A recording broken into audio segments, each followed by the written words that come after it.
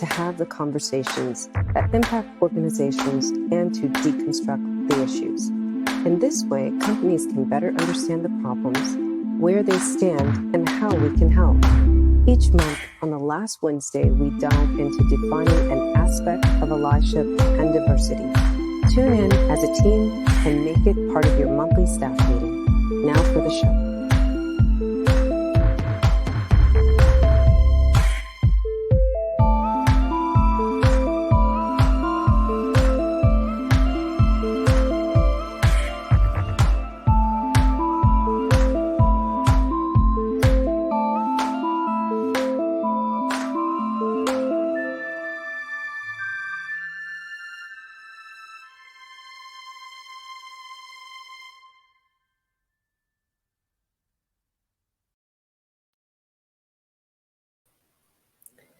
Good afternoon, everyone. Good evening, and welcome to episode 3 of Unlearning Labels podcast.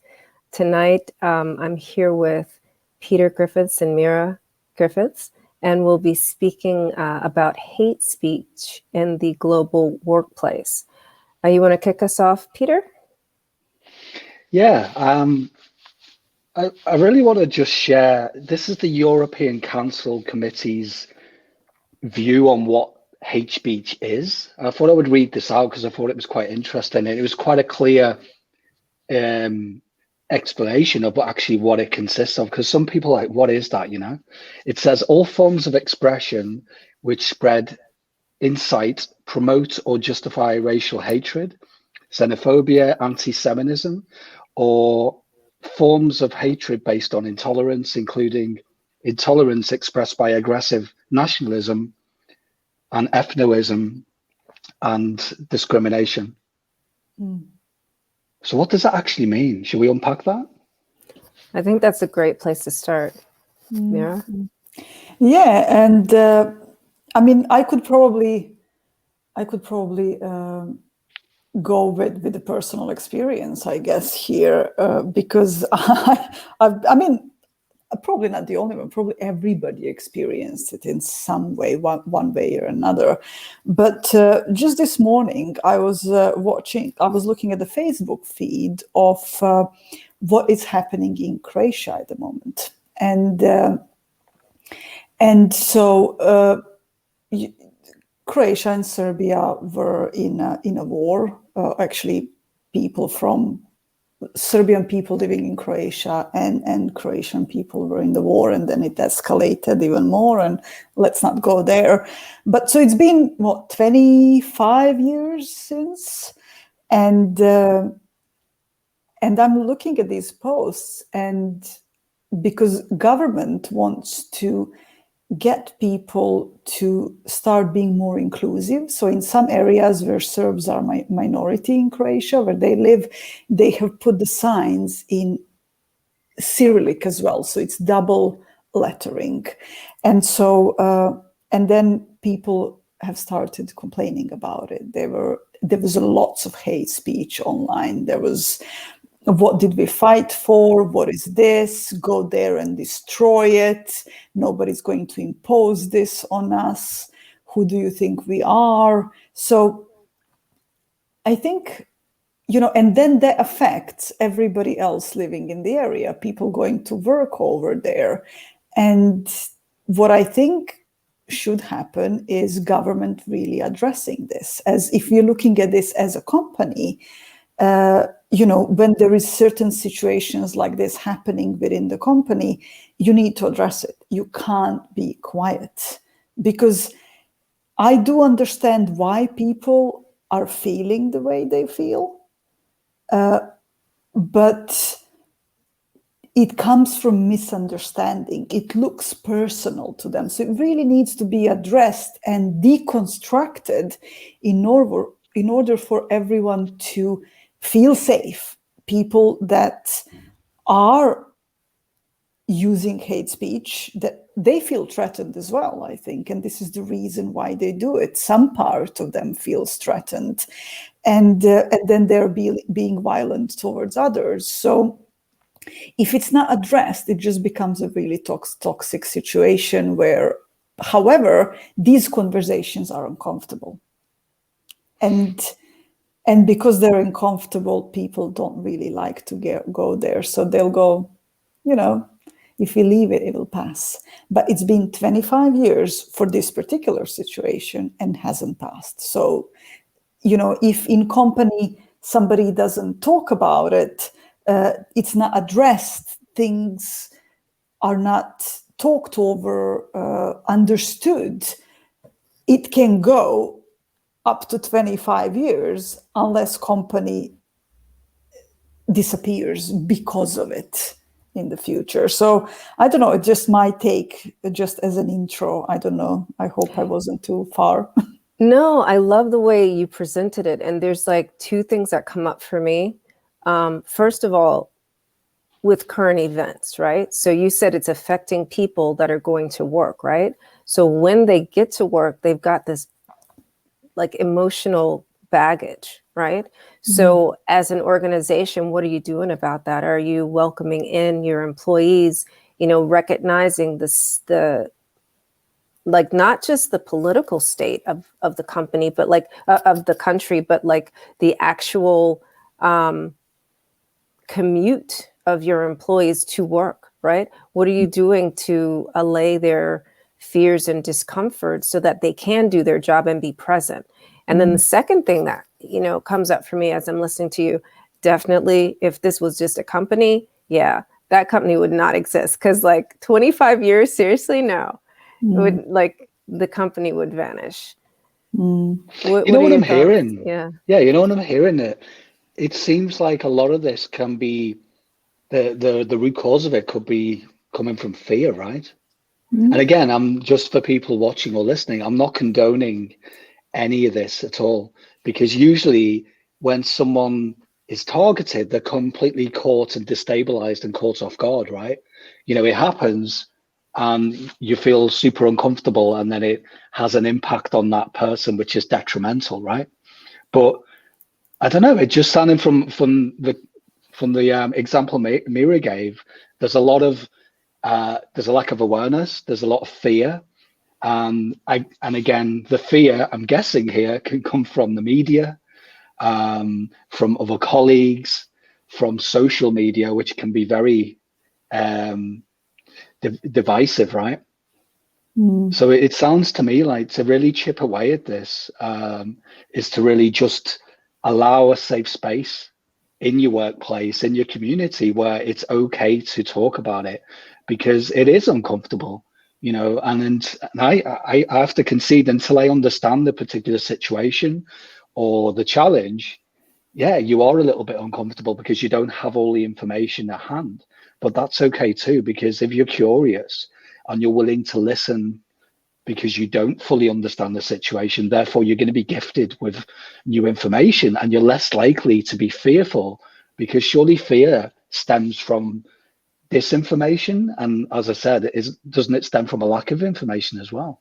It can also stem from just triggering events, right? So like for some people, like you were saying there, with the double lettering on the signs, just maybe seeing the Cyrillic letters may be triggering for people, especially if maybe they were going to work the day that the Civil War started 25 years ago. It may like bring stuff up for them, right? And like they have this unresolved trauma that they're dealing with, So I'm really glad that we're starting off talking about current events and how that hate speech can show up in the global workplace. It's either like something that's within a person that may be bubbling up, or it may just be the result of current events. So like right now in the United States, last May, George Floyd was killed by 4 police officers. Well, guess what? The trials are happening right now.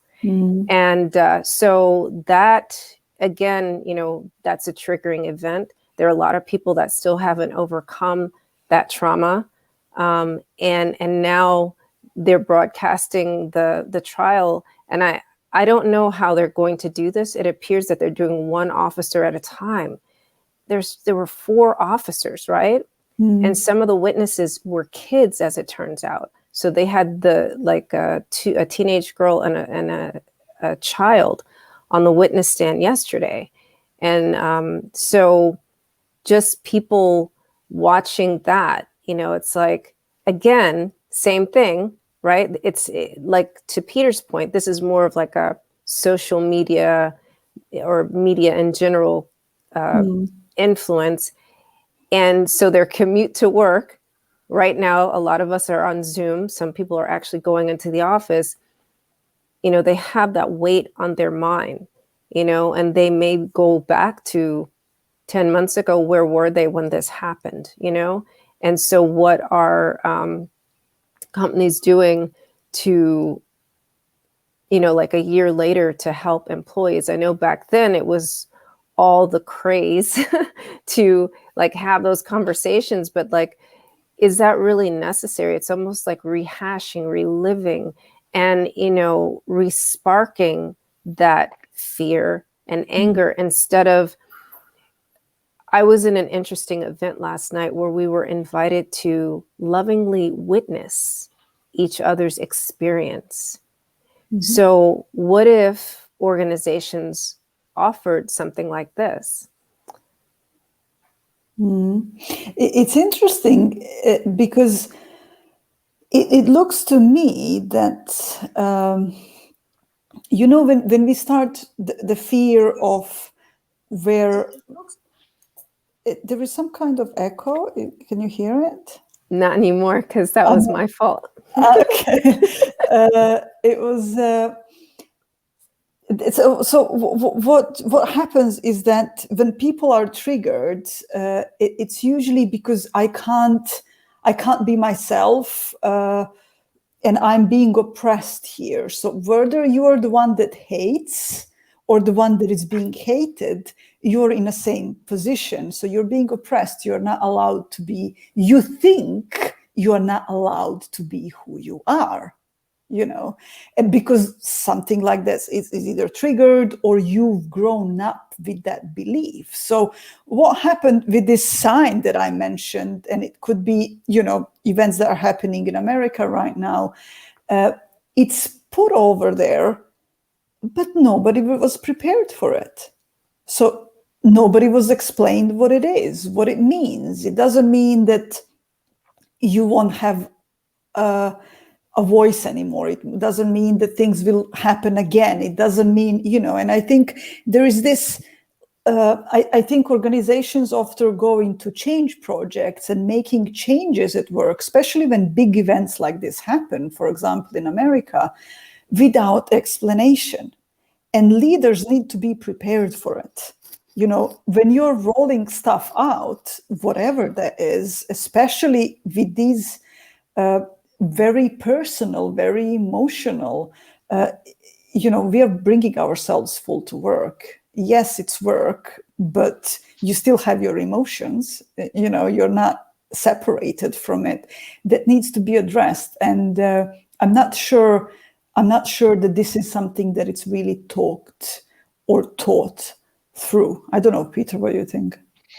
Quite often not, but as you say, a lot of these things, they happen because this is what happens, right? In reality, life happens, and then there's an event, and it can be triggering, it can be really traumatic for people, and then there's other people not really understanding what's going on.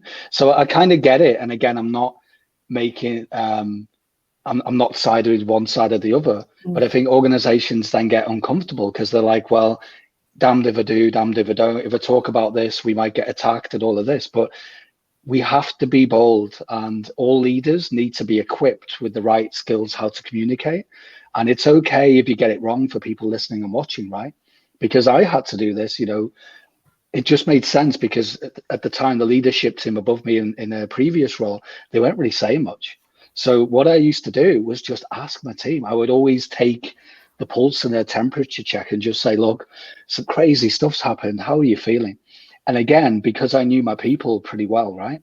I would then decide if I could see that people were affected by it, or I had a good guess that people are uncomfortable or maybe wanted to vent or talk about it. I would just make sure I set aside time to do that. And then, it's like letting out a vent. It's like, allowing people to blow off a bit of steam. Because if you don't talk about these things, these world events, and let's be honest, they're happening every day, right? And I'd hazard a guess with the multicultural setup across the world that in most organizations of certain scale, there'll be at least one or two people impacted, wherever you are. I'd be really surprised if there wasn't, right? So the best thing you can do is just have that space, but also don't, as you pointed to, Cordelia, don't really ram it down people's throats, because why would you want to relive traumatic events? So it's just being mindful that some people might want to talk about it, but the context of your weekly update on a Monday might not be the best setting. So it's really knowing your people and understanding, the people in your team who really are emotional and they're connected with the more human side and want to talk about it, and then just setting aside time as soon as it's possible without detracting from what you're doing, right? Yeah, Peter. So I want to take a moment and just welcome some people into the room. We have Rahma, who has joined us on Facebook, and it looks like Abnash is on LinkedIn. So we're just going to reset, and then I will present Rahma's question for us.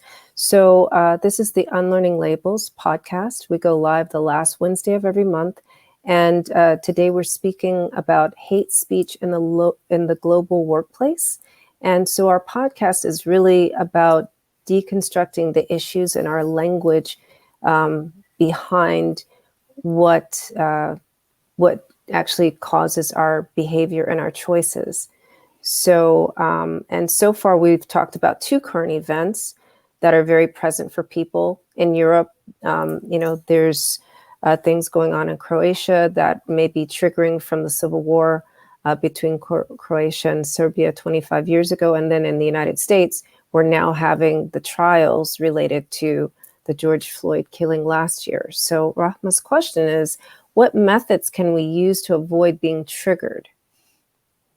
And she adds on to that, especially when we have had negative experiences.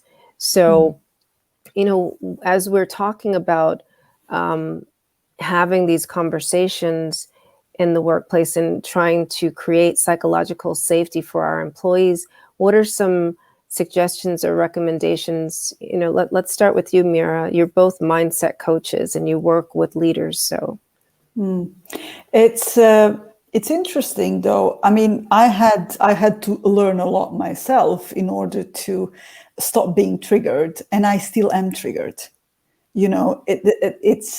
I still get, when I saw what I saw this morning, I felt, I started feeling angry, and why is this happening again, and all of that. But it's really understanding what is going on, what was going on. We kind of need to go through a way of healing that space in a way, but it doesn't have to be, you don't have to do that for 10 years of time and then be okay. It is really being aware of what is going on internally for you, so you do not project that on others. So if I felt feelings of anger for whatever was happening today, I could have went on Facebook and started ranting out about it and saying everybody how crazy they are. Are they going to make it the same thing again? But I was conscious enough to knowing that that's my feelings right now at the moment. I don't have to act on them. So triggers, will be happening. We're humans. We have thoughts, memories. They get triggered. We get the same emotion out. But it's the awareness that allows you to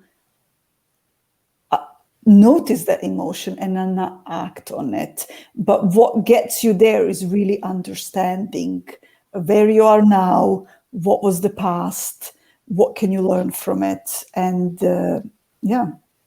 that's the average person isn't really that emotionally evolved, though. So, what kind of workshops could an organization offer to get people to that space? Well, again, we touched on it, right? It's about raising awareness around the fact that, you know, psychologically you will be triggered, because let's be honest, most of these things happen, it's by surprise. Someone's ambushed with a horrible comment, or why do you act like this, or why do you dress like this? And it will trigger you, you know, but that's okay. And if you're, for example, if it's a situation where you've got a bit more autonomy, so something's happened in the news and you're not feeling great going into work, then that's obviously a bit easier. So companies just need to train leaders on noticing the changes in people, because sometimes it can be quite subtle. But again, it's knowing your people. If you're listening to the pulse of your people by checking in on them and create, as you pointed to before, Cordelia, creating a psychologically safe space where people do feel included and they feel like you've got the back and you're checking in, then you're more likely to notice then if someone's mood just suddenly changes. Or a good, might seem obvious, but if you really know someone in your team and suddenly, you know, usually they're happy-go-lucky, but then they've suddenly become lethargic and down, then that's probably a good indicator that something's off. So it's really training leaders in those basics of psychology and becoming better coaches. So when they spot stuff, they can do, you know, take action in and give feedback in a really non-threatening and more meaningful way. Because the last thing you want is, if you're already feeling down, you've already been triggered by events on the way into work on your commute, and then suddenly your boss says, right, I want to speak to you, in this room now because you seem to be acting weird. It's not probably going to bode well for the rest of the day, right? So yeah. What do you think, Cordelia? Well, you know, the thing that I am also present to is, like, let's say you create this space, right? And but there's maybe one employee, right, that buys into whatever the rhetoric that's being spread, right? And they're just jabbing this person, right? But that person isn't someone who's going to speak up about it, but they're suddenly, going back to Peter's point, right? They're suddenly ill. They're suddenly missing work, you know? But what happens to the instigator? Like, how do we catch the instigator who is pulling down the morale at work? How do we catch that? It's I would say it's interesting, and this is why we need to be comfortable going in uncomfortable conversations, but without triggering the instigator. So you need to be really comfortable doing that, because if you're not, you're going to get triggered yourself, and then it can end up being a problem, you know. Yeah. And it's and so going back to what kind of workshops or what companies can do for people is probably teaching them listening skills, but not listening skills to reply, not listening skills that we, you know, active listening. It's not that. It's really being present with people and being present with the emotions that are coming up with them. And, with, you know, it's just really the communication in a much deeper level. So that could be one of the things. And it's interesting, though, it doesn't have to take a long time, because what we've experienced when people are engaged in these spaces, in these conversations, where people talk about stuff within the group, it happens really quickly. Really. Yeah. It's interesting what you talked about there, because I find that most leaders are uncomfortable in certain contexts, as we all are, right? Me too. But it's just, again, you have to go there first. So it's really about working on yourself. So organizations that allow that time for leaders to learn about themselves, how they're triggered, how their emotions are, and how they can keep themselves in check, that will put you in good stead when you're looking after a team. And if they're trained in facilitation, then they can hold that safe space. So if a team meeting starts to get heated, or someone's really put the foot in it and said something offensive, they'll know what to do, rather than either making it worse by, you know, innocently stoking the fire, or worse still, by actually just being muted, and then everyone being confused because they don't know why their leaders suddenly just left. And that usually the two things that happen. Usually people innocently try to fix it and it gets worse because they're trying to fix it.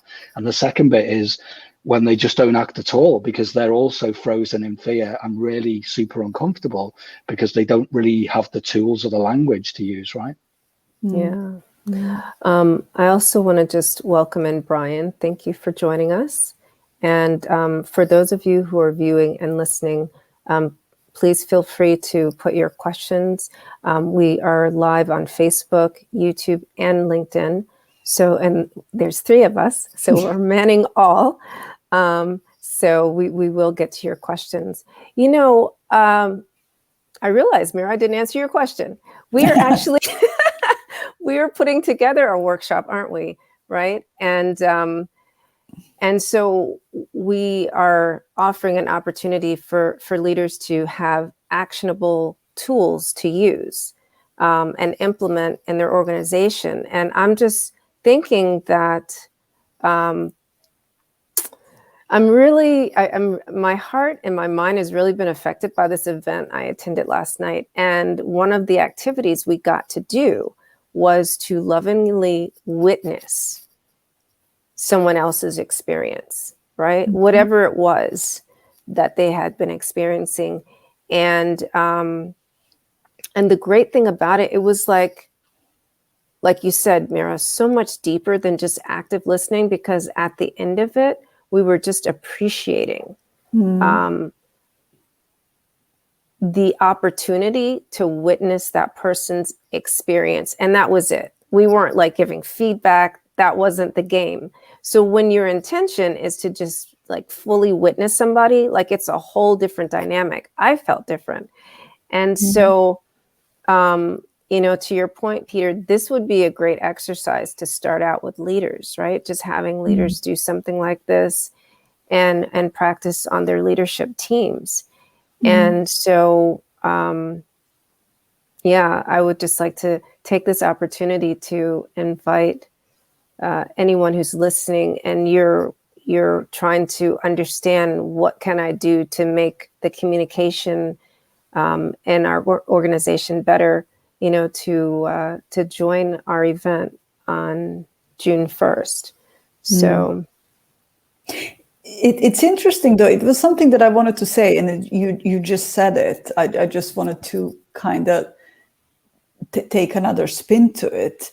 The reason why people feel threatened and why they hate other people that are different from them, or different race, or they're from different country, they're a minority, or, you know, all of that, is because it feels like something is taken away from them. It's like these people are here now, like, for example, what's happening with refugees. These people are here now and they're going to take away what's ours. So in order not to feel that, we try to make them same as us. And there was an article that you shared recently, and it was about the importance of having multicultural environment. And that's all about diversity. Companies that really embrace diversity, they really thrive. So you really need to allow people to be themselves. And this is where it comes to witnessing another person for who they are. And you don't feel threatened anymore when you are allowed to be who you are, when people know who you are and they're okay with that. Hatred stops. You know, I was joking a lot with a friend of mine who is Arabic, and she said it's really interesting though. She said people don't like you until they get to meet you, and suddenly even the person that didn't like Arabs, for example, suddenly Arabic isn't equal to you. They start recognizing you as a person that is minus the label that they had attached before. So it's really important to really do that. Yeah. You know what, that's just reminded me that the only label, once you have that understanding, you've had that human connection with someone that's different from you, is human, right? And then that label, as you say, of Arab or whatever they're from, doesn't make sense anymore, you know, not in that context, right? Yeah. Remember that story, Cordelia and Mira, we were talking about? We both seen this guy. I can't remember his name, Cordelia. You might remember the guy that started to get curious about Klan members, and Oh, yeah, he yeah, went yeah. to Ku Klux Klan members. Really bold move as well, because he thought, well, they're just like me and you. However, they're just a bit lost at sea. You know, they have this agenda that it just doesn't add up. I need to dig deeper. I'm curious. And this curiosity led to him to connect with people that were totally different, who, dare I say, at one point wanted to kill this gentleman. And then he Mm. totally turned it around. And a few of them ended up being friends, you know, which was Yeah. totally transformational. If somebody wants to look him up, and what he's done is Daryl Davis. Harold Davis. Okay, thank you. Yeah. Yeah. Yeah. Is there any more questions? I don't see any more Okay. questions. Rahma did also offer, it can be hard to be transparent. So, yeah, and being, curious, I think it takes a willingness to get there, right? You have to be willing to be curious.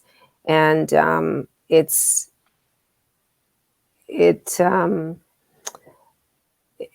it goes back to self-awareness. It's like a loop, right? Like you can't get away from the self-awareness, but once you crack the loop, you don't have to learn everything separately. It all comes together. Once we understand what is going on, that's it. Well, you don't have to think about it. I mean, if you were curious, which we all, just for people watching and listening, we are all innately curious, whether you believe that or not. I know that everyone says, "Oh, well, I was when I was a child, but I got the life sucked out of me, in adulthood." But I actually haven't seen any human that's got a heartbeat that isn't curious, right? And one other thing that I was thinking about while you were both talking is that if you want to improve diversity and create more safe spaces and have better human connections in the workplace, the best place to look is something called cognitive diversity. That sounds really complicated and psychological, but it just means that, as you both pointed to, it just means listening to understand. Because when you have this rich diversity of different opinions, you can't not throw in the culture and the rich melting pot of everyone's history and all of the things that uniquely makes them themselves. But you don't have to focus on how do I embrace these people into my team, if that makes sense, just because they're different. Because it's a lot easier if you're just listening to everyone anyway, by default, right? I think as humans, we love to make things look quite complex, right?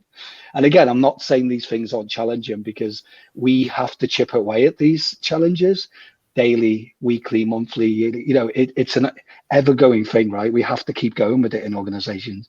This isn't something where we'll address it in a week and train your managers up and it goes away, right? And it's, even if we actually spend a week, but that's not even that. It's like 2 hours workshop, so it needs to be instilled. As you were speaking, Rahma, she actually has put in quite a few comments, but this one kind of sums it up. We all have good intentions, but there's a lot of discrimination. Some of her other comments are, I understand, but bullying does exist, and there's a limit to how much, people can take. So, that's all real. That's why we're talking about it. Yeah. Yeah, it's very real. So tell me. No, I'm just saying. So if people have experienced it, because I have, and I've also, as a leader in some organizations, unfortunately, I did see it more often than I would like. So what are the tangible steps?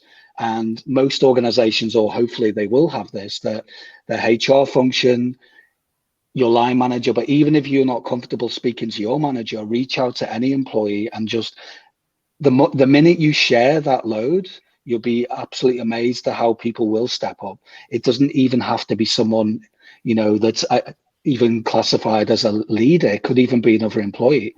And most companies will have, stringent steps in place where if someone experiences bullying in the workplace, or the mates feel uncomfortable and they don't know what to do next, then, the first place they'll point you to is the compliance policies and stuff like this. But even before it gets there, You see, for me, the big shame in organizations is that most of these things can be resolved before they ever get to that level, right? And the sad thing for me is that I dealt with them when it was too late, because someone had already made a meal of it and started talking about company policies and all of that without actually even listening to the person that was impacted in the first place. So the first place to start is that the more that we're listening to each other, and if we hear that someone's been put in a really uncomfortable position and it's really caused them some, anguish and pain, and that maybe they've gone sick or they just don't want to come back to work, then the first thing we can do is actually listen to what they want. It's about empowerment, right? What would you like to happen? I'm listening to you, I hear you. What tangible steps would you like me to take, for the company? And what can we do to make this right? And in most of the time, listening is actually the best place, It doesn't require escalation and lawyers and all of this, right? It doesn't. And you made it superhuman there, because what you're talking about is the opportunity of allyship that we all have, like with our colleagues. It doesn't even have to escalate to HR. If you have a colleague that you share your story with, the listener has an opportunity to use their privilege to be an ally for you, to stop that bully in its tracks, and this is where it takes courageous self-leadership to do that. It's a really small step for one person, but at the same time, it's really for everybody, because the minute you stand up to that bully who is just affecting the one person, the bully will think again before they, go after somebody else. Mm-hmm. Yeah. And it is real, and it's happening, and we are all humans. And what's interesting though, I caught myself in the past thinking some not very nice thoughts about people, and it's not easy to say that, because I think I'm evolved, and I'm a psychologist, and I've done this and I've done that, and I've been through terrible experiences. But we are all judgmental. We all have biases. So it's easier to understand each other as from different backgrounds and different experiences, when we know that we are all kind of susceptible to do the same, even if we wouldn't really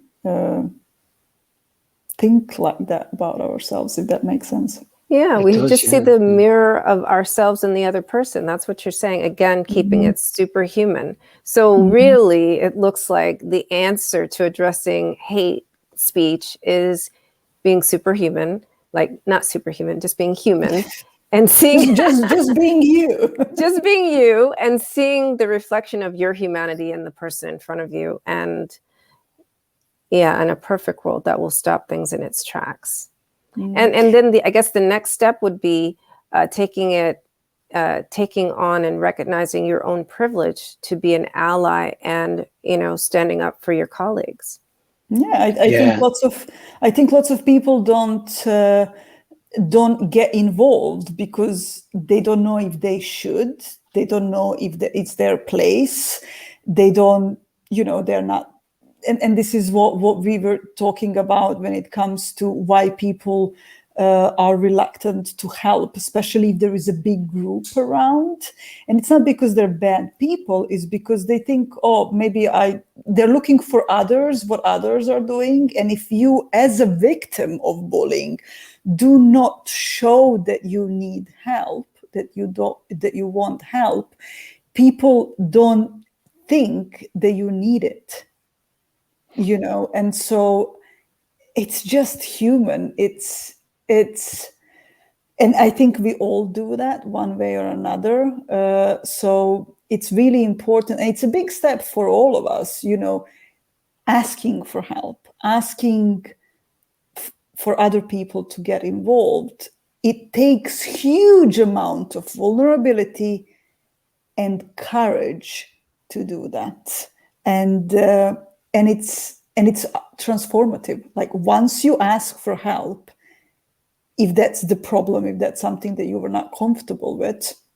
And that means for leaders, for companies, it changes your life. It can really change your life. Does that make sense? It makes complete sense. I'm wondering what's percolating in Peter's brain. I'm just enjoying this conversation. It's a rich one, so thank you both. And it goes all the way back to the start of the conversation, really. It's all about awareness. And the more that we talk about these topics, whether it's like this, in our communities, in the workplace, the easier it will get. You know, incremental steps. We're not saying that everything can be resolved overnight. Far from it. There are no silver bullets. But the good news is that the more you talk about these things and these challenges inside your company, whether it's at a level of your team, chatting, having a break with your colleague, or in the larger departments of the whole company itself, the easier it will get, because then people are aware, they're aware of things can go wrong, they're aware of their own unconscious biases, and they're fully aware of, remember we talked about this, the bystander effect, that there's the challenge of we're all empowered. So if something goes wrong, then you must, have the courage to step up and say that this is not right. I don't really tolerate this, because there should be a zero tolerance to any of this kind of behavior, right?